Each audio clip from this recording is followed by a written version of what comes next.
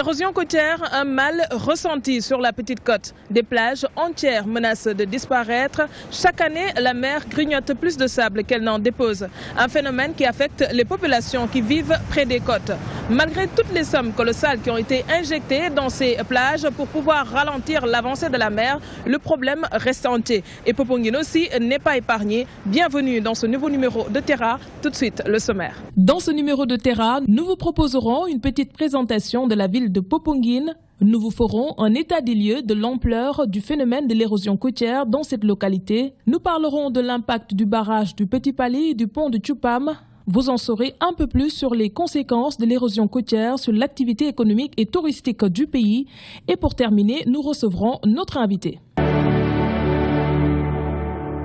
Symbole du catholicisme sénégalais, sanctuaire écologique ancien au lieu du tourisme indépendant, Popenguine aurait été créé il y a voilà plus de 3 siècles par des Socé. Le nom du village viendrait de Pop et d'Enguine, qui signifie venir se cacher. Une référence sans doute aux falaises et collines qui servaient de refuge aux populations lors des guerres tribales. Toutefois, il existe d'autres interprétations. Aujourd'hui encore, même si la renommée nationale de Popenguine vient de sa Vierge Noire, bénie par le pape et de son pèlerinage catholique, le village compte plus de musulmans que de chrétiens. C'est l'édification en 1887 d'une case de santé par un missionnaire alsacien qui marque l'arrivée timide du christianisme à Popenguine. Comme partout ailleurs au Sénégal, la cohabitation entre chrétiens et musulmans se fait en toute amitié et il n'est pas rare que les deux confessions soient représentées à l'intérieur d'une même famille. Le défunt cardinal Hyacinthe Thiandoum, originaire de Popenguine, compte lui-même des musulmans parmi ses proches. Si le sanctuaire marial Notre-Dame de la Délivrance est désormais célèbre,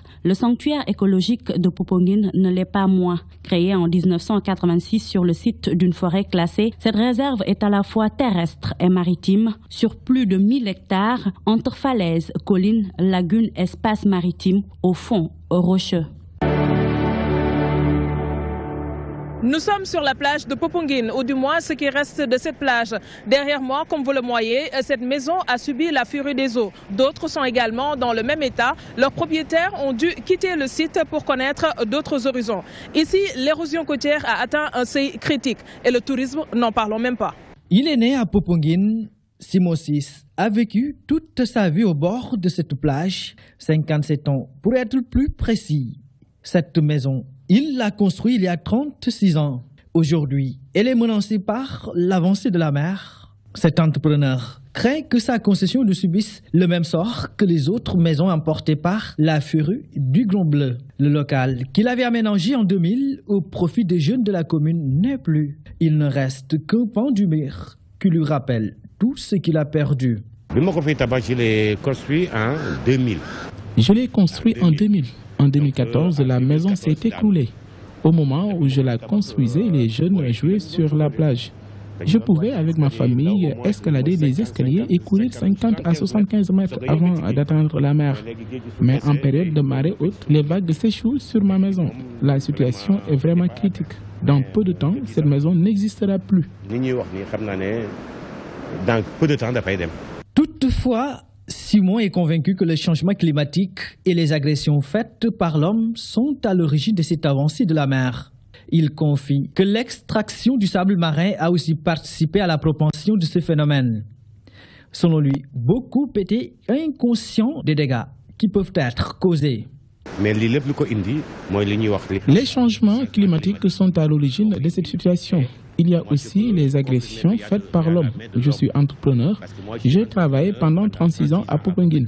Au début, quand on construisait, on utilisait du sable marin. Nous n'étions pas conscients des conséquences qui allaient en découler. Biran Dieye réside aussi à Popenguine. Trouvé assis face à la mer, le regard lointain en compagnie d'un ami, il se rappelle nostalgique de quelques épisodes de son enfance. Quand je regarde la plage, je me rappelle mon enfance et je repense à tout ce qu'on a perdu. Avant, quand j'étais plus jeune, la plage était très rythmée. C'est vraiment qu'aujourd'hui que les changements climatiques ont occasionné cette situation. Mais les populations doivent être plus respectueuses envers la nature.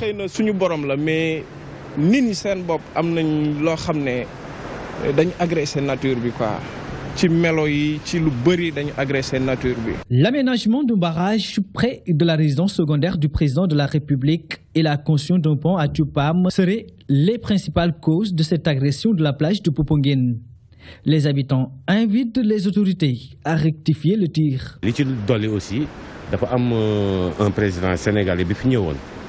Il y a l'ancien président Abdoulaye Wade qui a fait aménager un barrage qui quittait Ndayan au Petit Palais. Il voulait protéger cette résidence. Les travaux sont jusque-là inachevés.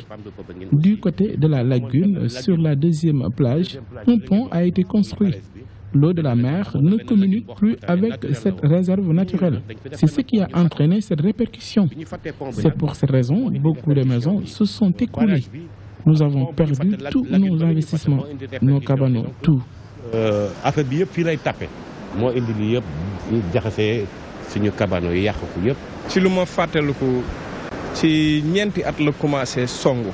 Je me rappelle que c'est à partir des 4 dernières années que les choses se sont accélérées. Pour moi, il y a une cause à cela. Certains disent que c'est à cause du barrage du Petit Palais que la situation s'est empirée.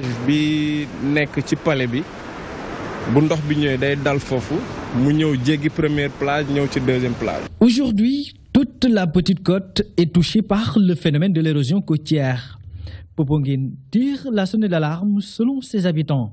Cette ville mérite d'être sauvée parce qu'elle regorge d'un potentiel incommensurable. Le tourisme était une activité très dynamique à Popenguine. Beaucoup de Dakarois, comme touristes étrangers, pouvaient y passer le week-end ou un séjour en toute quiétude. Aujourd'hui, de nombreux hôtels ont mis la clé sous le paillasson, n'ayant plus de visiteurs. Bon nombre de jeunes ont aussi perdu leur emploi. Ces maisons qui se sont effondrées ont accentué le chômage dans la localité. Beaucoup de jeunes ont perdu leur emploi. Une bonne partie des hôtels ne fonctionnent plus. On ne voit plus de clients.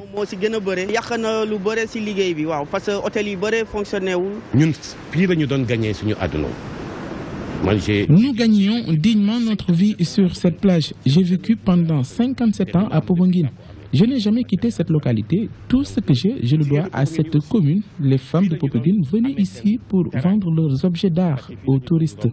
Aujourd'hui, rien de tout cela n'existe à cause de l'avancée de la mer.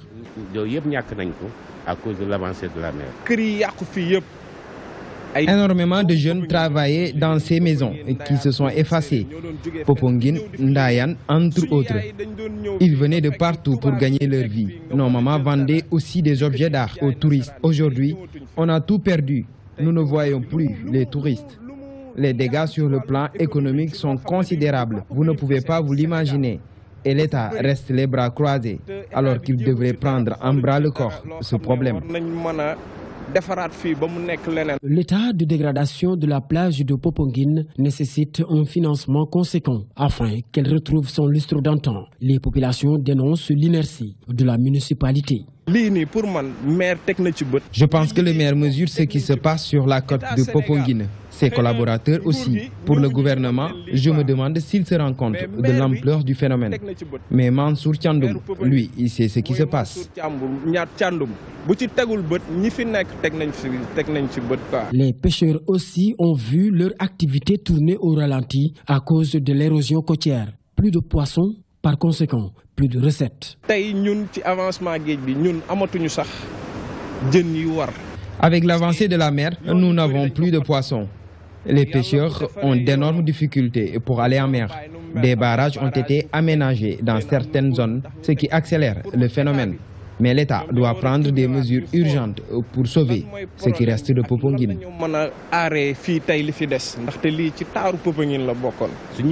Nous voulons qu'on nous aide. Et c'est le rôle de l'État d'aider les sites touristiques comme cela a été le cas à Rufisque et dans d'autres localités. Cela nous permettrait de reprendre nos activités et de pouvoir gagner convenablement notre vie. Les habitants de Popenguine souhaitent que les autres projets qui ont été expérimentés sur la petite côte et qui ont permis de revoir les habitations qui étaient à proximité soient implantés dans la zone. À Bargny, Rufisque, des projets ont été expérimentés sur place pour ralentir l'avancée de la mer. Les maisons qui se sont écroulées peuvent être aujourd'hui réaménagées. Elles peuvent être des hôtels. Nous n'avons que notre côte. Popenguine peut gagner beaucoup d'argent si le site est réhabilité.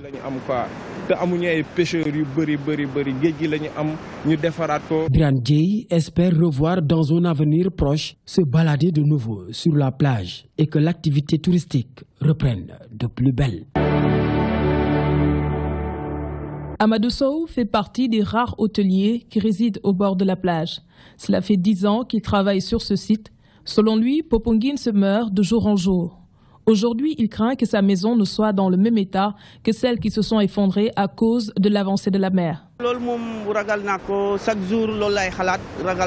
crains justement de perdre mon bâtiment. J'y pense tous les jours. On est obligé d'entretenir périodiquement nos maisons à cause de l'avancée de la mer. C'est un lourd investissement. Il arrive un moment où vous n'arrivez plus à joindre les deux bouts. Le barrage de fortune qu'il a aménagé devant le bâtiment ne fait qu'atténuer le mal. Les vagues continuent d'avancer dangereusement, comme si elles voulaient le narguer. En période de haute mer, c'est le déluge. Avec la marée haute, l'eau rentre dans la maison. Elle traverse le barrage et cela entraîne de nombreux dégâts. En période d'hivernage, la situation s'empire. Son réceptif hôtelier devient un réceptacle d'ordures. Amadou Sow explique ce fait par l'obstruction des canaux d'évacuation des eaux usées. L'hivernage est invivable à Popenguine. Les ordures ménagères rentrent dans nos maisons, la mer les rejette, les déchets passent par les canaux d'évacuation.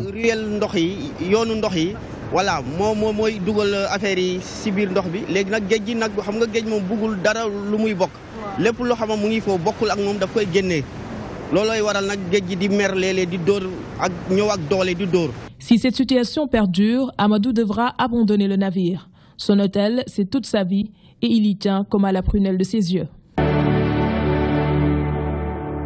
Ici, des maisons ont été abandonnées tout au long de la plage. D'autres se sont effondrées ou emportées par les vagues. Jean-Claude fait comme les oiseaux migrateurs. Il vient au Sénégal pour fuir l'hiver mordant de la France. L'origine de la première plage, il nous la raconte. À l'origine, il y avait des cabanes de pêcheurs.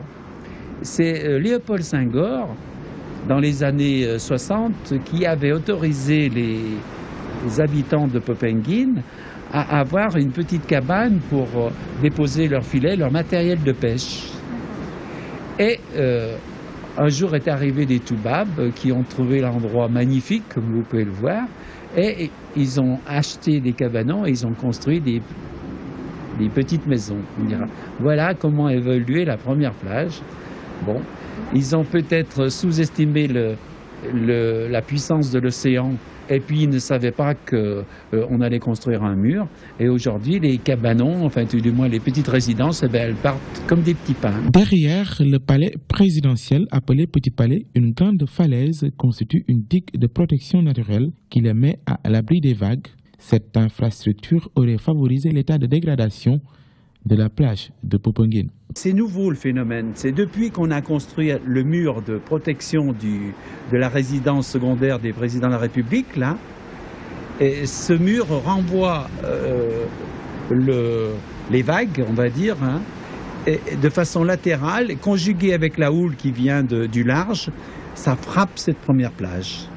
Et c'est impressionnant, je veux dire qu'il y a, depuis qu'on a construit le mur, on va dire en 4 ans, les maisons disparaissent, on perd 30 mètres de plage par an. On va à ce rythme-là, dans 10 ans, on est au centre de Popenguine, on est à l'église de Popenguine. La troisième plage ne fait pas les frais de cette avancée de la mer. Un rocher la protège, ainsi la houle est freinée par ce fossile marin qui fait office de barrage naturel. Ce phénomène est bloqué par le rocher qui a quelques milliards d'années, c'est des fossiles marins. Ça nous casse la houle et dans 12 ans, l'eau n'a pas progressé d'1 centimètre ici, ni plus loin. Alors c'est la main de l'homme qui a créé cette catastrophe là sur la première plage. Le tourisme a perdu tout son attrait dans la zone à cause de l'érosion côtière. Selon Jean-Claude, le Sénégal peut remédier à cette situation en revalorisant les espaces qui ont été affectés par cette avancée de la mer. Ça a régressé le tourisme. Il y a eu le problème du visa, il y a le problème, c'est le prix du billet d'avion qui est beaucoup taxé, parce qu'on vient au Sénégal pour, on va dire, une moyenne pour 400 €. On va aux États-Unis qui est le double plus loin pour 200 €. Alors il y a quelque chose qui est... Ça, c'est déjà pénalisant. Ensuite, il y a eu le problème du visa. Et puis, bon, il faudrait peut-être développer les infrastructures et tout ça. Il y a quand même des choses à faire pour le tourisme, parce que le Sénégal a un potentiel énorme. Moi, je serai responsable du tourisme au Sénégal. Dans 3 ans, un Sénégalais sur 3 vivrait du tourisme. Vous pouvez vendre le soleil, il y a des infrastructures qui sont comme à Nianing ou à Saint-Louis qui sont complètement arrêtées, tout ça. Et il faudrait une volonté politique pour remettre en route tout ça. Ils sont nombreux les couples étrangers qui viennent passer quelques jours de vacances sur la Petite Côte. Aujourd'hui, cette perspective n'enchante plus une bonne partie d'entre eux. Jean-Claude fait partie des rares personnes qui entretiennent des liens particuliers avec la ville de Popenguine. Quand est-ce que l'érosion côtière a pris ses proportions à Popenguine? Au contraire, pour moi, ça a diminué. Parce que si vous connaissez bien Popenguine et Ndayane, à un certain moment, il y a une avancée très poussée. Mais Dieu merci, avec le barrage qui est là, que vous avez vu, ça a diminué. Mais de l'autre côté, par exemple, de Tchoupam, on a constaté qu'il y a beaucoup de maisons qui sont détruites. Mais c'est dû à un autre phénomène, c'est le problème du barrage qui est là-bas. Donc il y a un barrage, on ne peut pas prélever. Si vous regardez ici, il y a l'avancée de l'eau qui pénètre, mais à côté de Tchoupam, on ne peut pas avoir ça. Donc il va falloir trouver une solution en dehors des phénomènes naturels, de l'avancée de la mer, mais aussi de la fonte des glaces. Donc c'est un phénomène naturel, il y a le niveau de la mer qui s'élève. Avez-vous initié une opération de sensibilisation pour inviter les occupants des maisons menacées à quitter les lieux? Cette zone, on a convoqué une réunion, plusieurs réunions, par rapport aux occupants du domaine maritime. Parce que c'est le domaine maritime. Il y a le domaine national que nous gérons. Le domaine maritime, c'est le domaine du ministère des Finances. On ne connaît pas leurs propriétaires. Il y a quelques ans que nous pouvons localiser et nous leur demandons de détruire leurs maisons, sinon ça risque de créer des problèmes. Donc c'est un problème que nous sommes en train de résoudre en collaboration avec les services techniques de l'État. Le prélèvement du sable à Tchoupam, qui doit s'en occuper? C'est au niveau de l'État. Il faut que la réserve naturelle de Popenguine, en collaboration avec les populations, on essaie de trouver une solution. On essaie de prélever régulièrement, chaque année au moins, en début d'hivernage, qu'on essaie de prélever. Parce qu'en général, les grandes vagues, on les trouve au mois d'août. Donc il va falloir trouver une solution que chaque hivernage, qu'on fasse le prélèvement. Ça va de soi. Si on ne le fait pas, ça va continuer à détruire des maisons. Et vous avez bien vu, du côté de Kijito, ça avance maintenant. Et ça s'est retardé parce qu'il y a des roches. Avez-vous une idée du nombre de maisons touchées par le phénomène sur la plage? La dernière fois, quand je suis parti avec notre équipe, on avait vu 10 maisons qui étaient menacées. Il y a au moins 10 maisons qu'on doit détruire. Un programme en vue pour ralentir le phénomène de l'avancée de la mer? Vous avez vu le barrage, c'est pas fini. Vous avez vu le côté-là, le tronçon-là qui a été fait, mais malheureusement avec le départ de Blawad, on n'a pas pu terminer. Parce que ça coûte cher effectivement. L'État même a des problèmes pour trouver les moyens pour faire 2 millions par mètre, c'est pas donné. Donc du côté de Tchoupam, ça reste, du côté aussi de Ndayane, il y a un problème. Donc nous, on n'a pas assez de moyens pour les faire. On n'essaie même pas de le faire parce que nous ne pouvons pas. Donc c'est l'État ou bien la communauté internationale qui peut aider. Je pense qu'il y avait un programme pour ça. Beaucoup dénoncent l'inertie de la mairie. Qu'en est-il réellement? Ce n'est pas les populations, parce que la plupart des populations qui habitent ici ne sont pas concernées par l'avancée, ne sont pas concernées par ces maisons. Ceux qui habitent sur la côte, ceux qui habitent sur la côte, c'est des gens qui ont des cabanos, qui ont des privés, qui ont des secondes résidences. Mais ce n'est pas la population. Nous, ce que nous pouvons faire par rapport à la population, nous avons donné, par exemple, si vous demandez au niveau de la commune, à un certain moment, on a donné à tous les mariés des maisons. Donc, sur le domaine national. Ce n'est pas sur le domaine primatif, c'est des privés qui ont leur maison. Mais auparavant, il y avait des gens de la commune à qui appartenaient les cabanos. Ils ont revendu ou bien les ont cédés. Mais ce n'est pas forcément des gens qui habitent ici. Faites-vous partie de ceux qui pensent que c'est le barrage aménagé par Maître Wade qui a accéléré le phénomène? Je vous jure que ce n'est pas le barrage. Parce que vous avez vu de vous-même, vous faites la différence entre ce que vous venez de voir là et de l'autre côté. Donc il suffit de prélever, il suffit d'enlever, de draguer dans la lagune, vous allez voir que ça va diminuer. Voilà. Nous, moi j'ai une formation scientifique, je sais ce que je dis. Il y a un glissement. Même quelquefois on me dit qu'il y a l'avancée de la mer. Ce n'est pas une avancée de la mer. Parce que si vous regardez là-bas, les enfants qui sont là-bas, moi je suis jeune, je connais la distance entre, il y a une pierre qu'on appelle Khairou Kawi avec la plage. C'est presque la même distance. Il y a le glissement des continents. Nous sommes des scientifiques. Il faut que les gens prélèvent le sable. Pas tout le temps, quoi. Mais à un moment, il faut enlever, draguer les lagunes. Ça, c'est la solution. Certains soutiennent que les constructions près des plages peuvent favoriser cette avancée de la mer et s'avérer. Il y a une menace parce qu'effectivement, si vous construisez, c'est surtout l'embrun marin. Mais les gens, ils prennent le risque de construire et puis c'est d'un puits maritime. On leur dit de construire, pas en dur, mais de mettre quelque chose qui est amovible, qu'on peut enlever facilement, quoi. Popenguine bénéficie-t-elle du fonds d'adaptation au changement climatique? Non, pas forcément. À part ce que Wade a fait. Peut-être ça vient de là-bas parce que nous ne savons pas l'origine du financement. C'est Abdelwade qui l'avait fait pour la présidence et ensuite pour les autres côtés de la commune. Donc ça vraiment, je ne sais pas d'où viennent les financements. Quelle solution pour ralentir le phénomène? La solution, comme je l'ai dit, c'est de draguer les lagunes.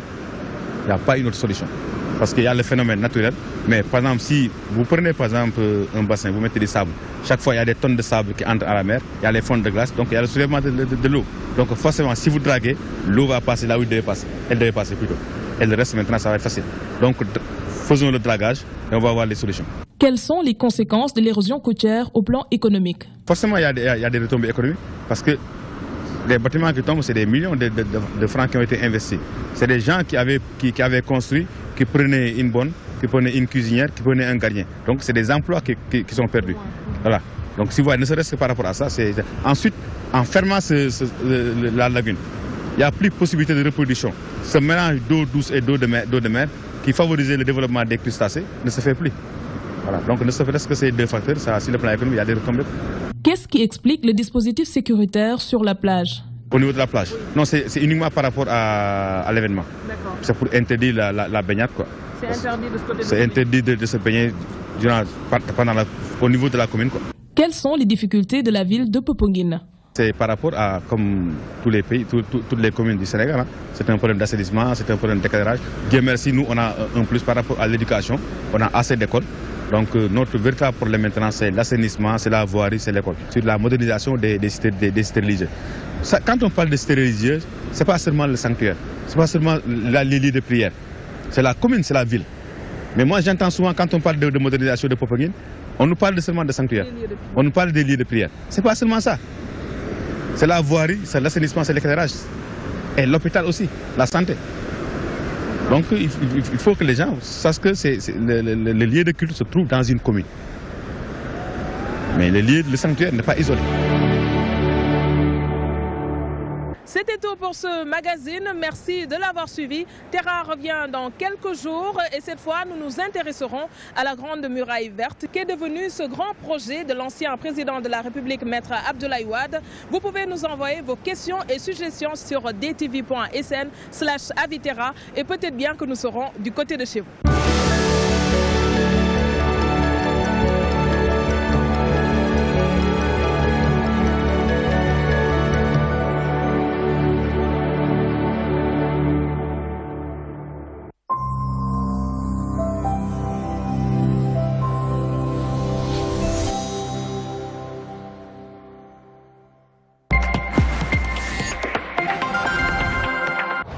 Alhamdulillah